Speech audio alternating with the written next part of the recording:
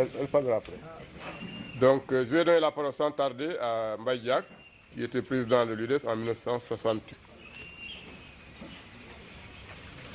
Je remercie. Ok, d'accord.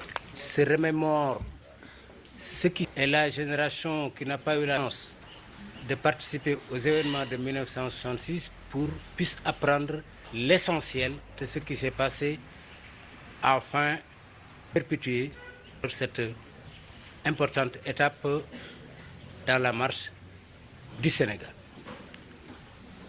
Je ne vais pas faire des analyses, je vais donner des faits historiques qui permettront aux gens qui veulent décrire, aux gens qui veulent analyser, parce que comme beaucoup de gens me connaissent, je ne suis pas un polémiste.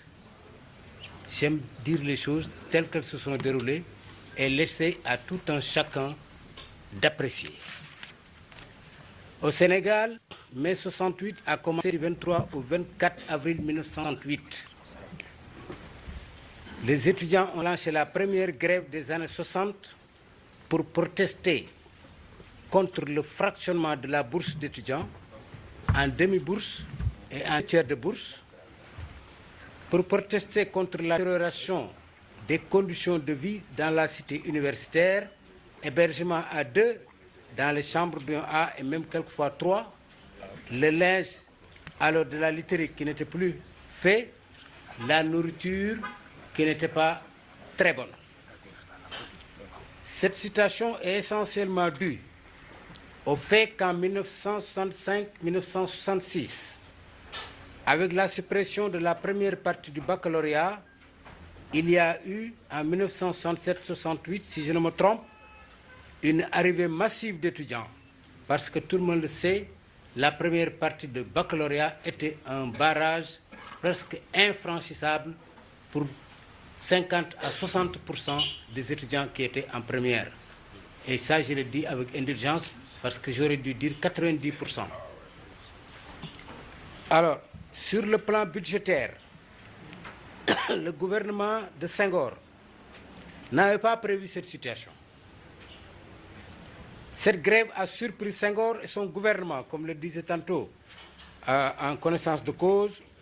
Alors, mon frère et ami Ousmane Camara, car Senghor pensait avoir pacifié l'université avec la dissolution des organisations d'étudiants que furent l'UGAO et l'UGES en 1964, lesquels venaient à peine de renaître en 1968 sous les noms de l'UED, l'Union des étudiants de Dakar, et de l'UDES, l'Union démocratique des étudiants sénégalais. Donc c'est en 1964-65 que Moustapha Niasse et ses compagnons des étudiants UPS ont fait irruption dans le restaurant universitaire pour distribuer des papiers selon lesquels, à partir de ce jour-là, l'UGAO et l'UGES, l'Union générale des étudiants sénégalais, n'existaient plus. Alors donc, ces organisations-là sont revenues à la reconnaissance après le coup d'État du 26 février 1966 ayant renversé Nkrumah au Ghana et les manifestations contre l'impérialisme américain et anglais qui s'en suivent. Le gouvernement n'avait aucune solution à proposer aux étudiants. Et je vais dire qu'en 1966, le 26 février, quand Nkrumah est renversé, à l'époque donc, il n'y avait pas d'organisation légale au niveau de l'Université de Dakar, à part les organisations nationales des autres pays, les Nigériens, les Guinéens, les Dahomey, etc. Mais l'organisation qui regroupait tous les étudiants, c'est-à-dire l'Union générale des étudiants d'Afrique occidentale, n'existait plus légalement. L'Union générale des étudiants sénégalais, qui regroupait les étudiants sénégalais, n'existait plus. Donc, c'est après cette manifestation du 26 février, alors 1960, du coup d'État, pardon, du 26 février au Ghana, et 2 jours après, c'est-à-dire le 28 février, un groupe d'étudiants, dont Balde Samba, Brahim Diagne, etc., il devait être là d'ailleurs, alors ont décidé, sous la pression des jeunes filles maliennes, parce que cette année-là aussi, il y avait une arrivée massive d'étudiantes maliennes, et tout le monde sait que Modibo Keïta, étant un progressiste et affilié au bloc de l'Est, ces étudiants étaient formés avec des idées assez révolutionnaires. Donc c'est sous la pression de ces étudiants, Birame ne me démentira pas, qu'il y a eu alors cette manifestation-là, alors qui s'est dispersée en 2 colonnes, l'une des colonnes allant vers le lycée Blaise Diagne, l'autre continuant l'école Manguier, et on devait se rencontrer là où il y a la BHS aujourd'hui, c'est-à-dire la Banque centrale sénégalaise. Alors c'est là que les grenades ont commencé à tonner, alors ils dispersaient les gens à l'intérieur de la Médina, alors c'était extrêmement difficile. Après cela maintenant, après cette manifestation, alors le ministre de l'Éducation de l'époque, je crois qu'il s'appelait Ibrahim Wan, a convoqué les dirigeants. Mamadou Ibrahim Wan. Oui, d'accord. Alors, a convoqué les étudiants, les Birame Diagne et consorts, alors, et d'autres étudiants non sénégalais dans son bureau. Alors, et à partir de son bureau, on les a kidnappés. Alors, les Sénégalais ont été mis dans un ascenseur différent de celui dans lequel se trouvaient les étudiants non sénégalais. Et ces étudiants non sénégalais ont été expulsés alors du Sénégal. C'est à la suite de ça que l'ensemble des étudiants qui se trouvaient à l'université ont décidé de boycotter l'université. Donc l'université n'était pas fermée. Mais nous avons décidé de boycotter l'université, rendre les clés à M. Berthet, alors et partir définitivement de l'université. Les étudiants non sénégalais sont partis effectivement, les uns par bateau, les autres par véhicule. Alors cette situation inédite alors, a surpris la France, a surpris le gouvernement sénégalais. Et la France a insisté pour que les étudiants qui ne sont pas de Sénégal reviennent, en tout cas à Dakar, pour continuer à l'université de Dakar. Et sous cette pression donc, alors, il y a eu des conditions qui ont été posées et qui ont été acceptées par le gouvernement sénégalais. Parmi ces conditions, il y avait qu'il faut qu'on accepte que les étudiants sénégalais soient organisés dans un cadre légal, et il faut que les étudiants, l'ensemble des étudiants de l'université soient organisés aussi dans un cadre légal. C'est en ce moment que le gouvernement sénégalais a accepté alors que l'UED existe, parce que l'UGAO ne pouvait plus exister parce que c'est une association alors dissoute, et que s'il devait revenir, ce serait les reconstitutions de Ligue dissoute. Donc, alors, c'est sous le nom de l'UED que l'UGAO alors est redevenu l'organisation des étudiants. L'UGES aussi, alors, a cédé la place à l'UDES. Donc, ces deux organisations sont nées en 1966, alors après le retour des étudiants à l'Université de Dakar après le boycott. Bon, donc dans cette situation-là de difficultés au niveau de l'université, le gouvernement n'avait aucune solution à proposer aux étudiants. Pour lui, le fractionnement de la bourse sera maintenu. Le prix du ticket du restaurant aussi sera augmenté, ainsi que le logement à 2 pavillons. Il y eut tout le mois de mai des grèves répétées avec piquet jusqu'au 28 mai. Et là, je dois préciser que pendant toute la grève, il n'y a que les Sénégalais qui étaient en grève officiellement. Mais les autres étudiants n'étaient pas en grève, mais ils ne brisaient pas la grève aussi. Donc ils restaient dans leur chambre, etc. Alors, c'est à partir du 28 mai, lorsque le recteur Paul Tessier nous a convoqués au rectorat, l'UDES et l'UED. L'UDES dirigé par Mbaye, l'UED dirigé par Samba Baldé.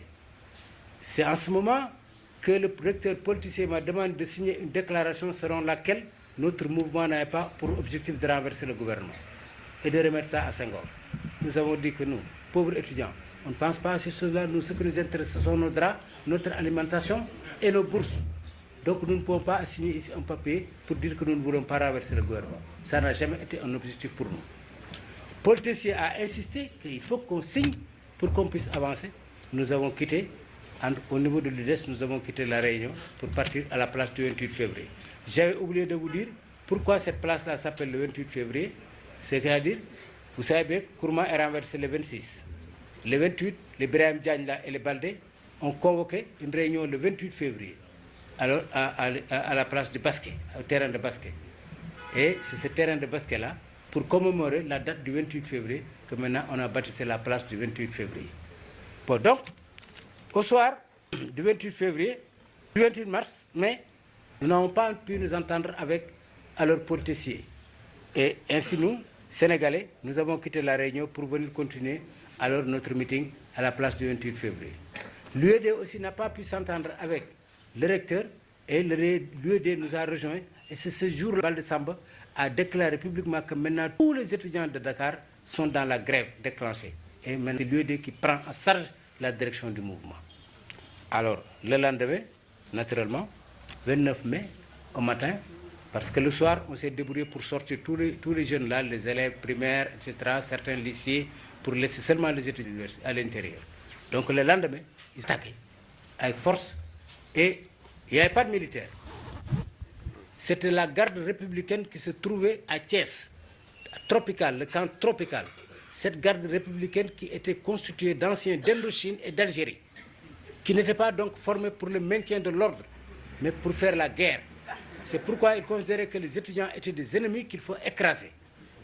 D'ailleurs, dans l'attaque du pavillon A, nous avons perdu Salomon Khouri, qui était un infirme et qui a été, en tout cas, brutalisé et il est décédé. Donc on a défoncé toutes les portes de tous les pavillons, fenêtres, et on a rassemblé tous les étudiants alors devant le pavillon A. Et après avoir accompli leur tâche, tous les étudiants ont été transférés au camp Mangin, là où se trouve la banque centrale actuellement. Novotel. Et banque centrale aussi. Oui. Wow, il y a tout cela. C'était un camp militaire qu'on appelait le camp Mangin. Alors, c'est le soir maintenant, vers 18h, que les gens sont venus nous chercher dans des camions pour nous transférer au camp Archinard. Durant ce transfert-là, évidemment, les populations ont manifesté leur solidarité aux étudiants et ont appris la brutalité avec laquelle, en tout cas, l'université a été attaquée. Et des grenades ont été lancées, en tout cas, dans le quartier de Médina, etc. Arrivé donc à Archinard, alors on a commencé à faire le tri. C'est le lieutenant Mbodj, à l'époque, je crois que c'était un capitaine, je ne sais pas Mbodj, alors lieutenant, qui était chargé de faire le travail. Il n'était pas brutal, hein? Il avait son fusil, il disait, bon, Sénégalais dedans, non Sénégalais dehors. Sénégalais dedans, un peu de crosse sur les reins, mais c'était pas très... Bon, donc les non-Sénégalais ont été transférés au lycée de la Fosse et les Sénégalais sont gardés au camp Archinard, ici à Ouakam, le camp de Ouakam actuel. Et le lendemain, le surlendemain, bon, les étrangers ont été expulsés, bon, les Sénégalais sont restés. Bon, je ne vais pas aller très loin parce que je vous dis à mon ami Bathily de continuer, parce que lui aussi, il a vécu alors la situation. Tout à l'heure, présentation, on ne l'a pas cité comme étant membre alors, du bureau de l'UDES, mais il était membre du bureau de l'UDES et il a même participé aux négociations.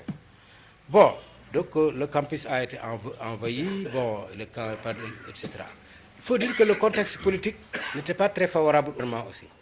Parce que, enfin, disons, au Sénégal et politiquement, parce que l'UPAI venait de connaître une situation très difficile, se trouvait dans la clandestinité, le PRA Sénégal venait d'être absorbé par le parti l'UPAI, etc. Donc, il y a tous ces problèmes-là sur lesquels peut-être les historiens, comme encore une fois Bathily ou Decroix, sur lesquels pourraient revenir parce que j'ai monopolisé la...